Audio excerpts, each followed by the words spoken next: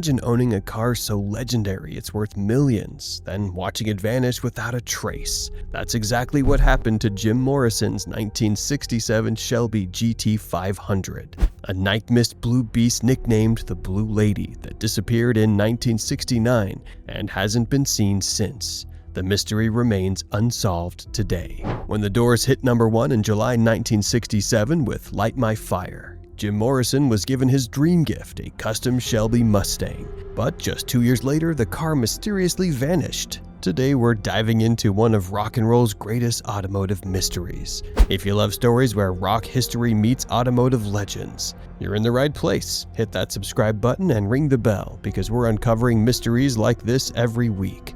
From lost classics to found treasures worth millions. Now, let's find out what really happened.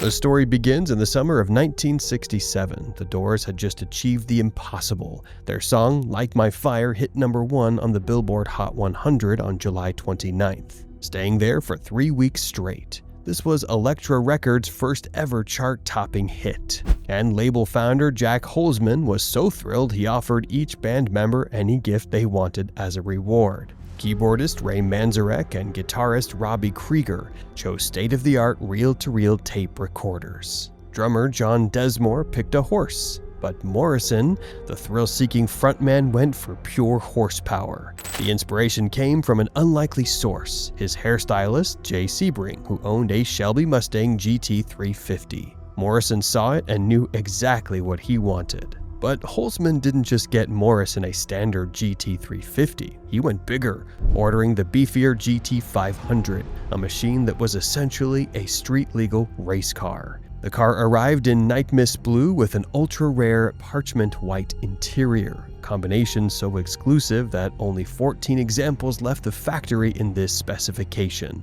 Morrison's GT500 was also unique because it lacked the familiar body-length racing stripes that most Shelby Mustangs had. Instead, it featured distinctive 10-spoke wheels and the early production twin fog lights positioned close together in the center of the grille. Under the hood was the heart of this beast, a 428 cubic inch Police Interceptor V8 engine. This wasn't your average motor, modified by Shelby American. It featured dual 600 CFM Holley 4-barrel carburetors, mounted on an aluminum medium-rise intake manifold. The factory rating claimed 355 horsepower and 420 pound-feet of torque, but everyone knew these numbers were deliberately underreported to keep insurance rates down. The real output was believed to be closer to 400 horsepower. Paired with a 4-speed manual transmission, this Mustang could hit 60 miles per hour in the low 6-second range and tear through the quarter mile in about 14 seconds. Morrison affectionately named the car the Blue Lady after a character in a screenplay he was working on. He became absolutely inseparable from it, cruising the streets of Los Angeles with reckless abandon. In 1969, Morrison even featured the car in his experimental art film HWY, An American Pastoral, playing a psychopathic hitchhiker who steals the Mustang after killing its driver, eerily prophetic of what would happen next.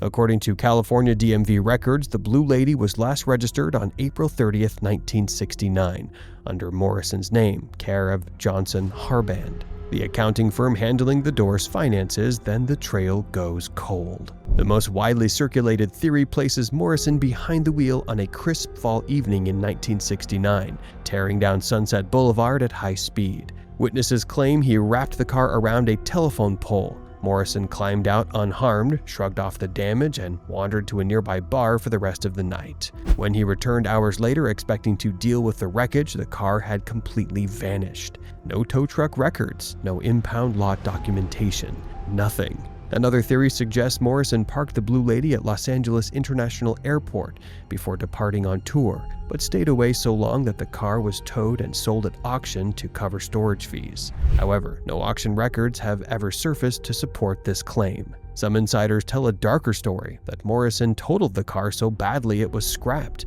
and he simply never spoke about it again. Morrison's former manager, Danny Sugarman, claimed Morrison refused to drive after the accident, which would align with the timeline. Morrison left for Paris in March 1971 and died there on July 3, 1971, at age 27, taking any secrets about the Blue Lady's fate with him. Over the years, several people have claimed to own Morrison's Mustang.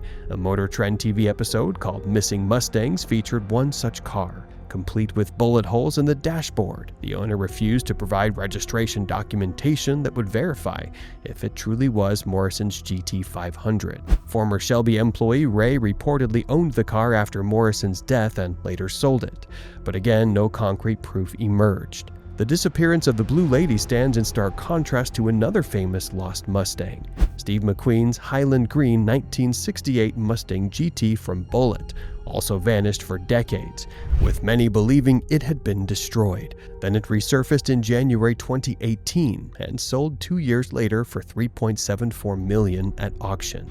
If Morrison's Shelby GT500 ever follows this path, experts predict it could fetch even more, given its rock and roll provenance and extreme rarity. The mystery of Jim Morrison's Blue Lady remains one of automotive history's most tantalizing unsolved cases. Is it rusting in a forgotten garage somewhere, owned by someone who doesn't know its significance? Was it truly destroyed in that 1969 crash? Or is someone deliberately keeping it hidden, waiting for the right moment to reveal one of the most valuable Shelby Mustangs ever built? The answers are out there, somewhere on the streets Morrison once prowled.